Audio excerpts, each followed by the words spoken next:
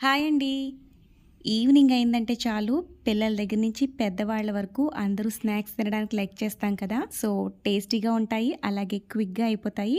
మసాలా పల్లీలు ఎలా తయారు చేసుకోవాలో చూసేద్దాం. ముందుగా ఒక కప్పు నిండుగా పల్లీలను తీసుకొని వేయించుకోవాలి. వీటిని ఎక్కువగా వేయించుకోక్కర్లేదండి. కొంచెం పచ్చి వాసన పోయే వరకు వేయించుకుంటే సరిపోతుంది. డీప్ ఫ్రై చేసుకున్నప్పుడు లోపల మనకి పచ్చిగా ఉండకుండా ఉంటుందండి. కప్పు పల్లీలకు పావు కప్పు శనగపిండి, క్రిస్పీగా రావడం కోసం 2 టేబుల్ స్పూన్ల బియ్యం పిండి, టేస్ట్‌కి సరిపడా సాల్ట్ వేసుకుందాం. పావు స్పూన్ పసుపు పొడి, అర టేబుల్ స్పూన్ అల్లం వెల్లుల్లి పేస్ట్, 1 టేబుల్ స్పూన్ కారం వేసుకుందాం. ఇందులో మరీ ఎక్కువగా కారం వేసుకున్నా బాగుండదండి. స్పైసీగా కావాలనుకున్న వాళ్ళు ఫ్రై చేసుకున్న తర్వాత పైన కారం వేసుకుని తినొచ్చు. 2 టేబుల్ స్పూన్ల ఆయిల్ వేసుకుని ముందు ఇవన్నీ కలిసినట్టుగా బాగా కలుపుకున్న తర్వాత కొంచెం వాటర్ వేసుకుని ఇలా కలుపుకోవాలి. ఇలా కలుపుకున్న పల్లీలను కాగుతున్న వేడి నూనెలో వేసుకుని స్టవ్ని మీడియం ఫ్లేమ్లో పెట్టుకుని వేయించుకోవాలి. అప్పుడే ఇవి లోపల వరకు మనకి చక్కగా వేగుతాయి.